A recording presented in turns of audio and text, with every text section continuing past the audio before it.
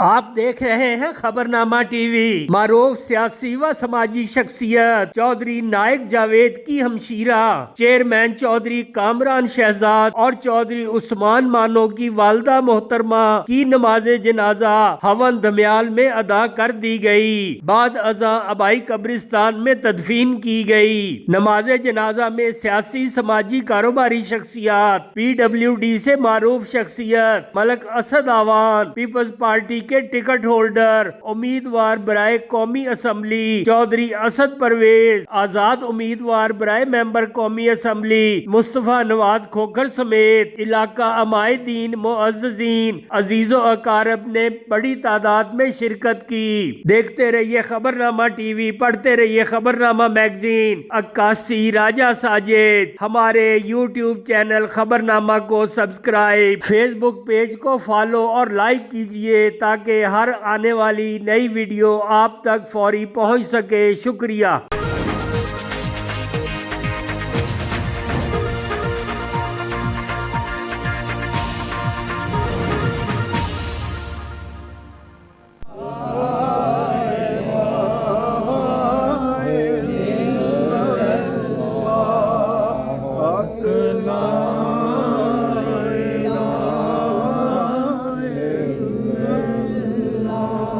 یا محمد سرور صلی یا محمد سرور صلی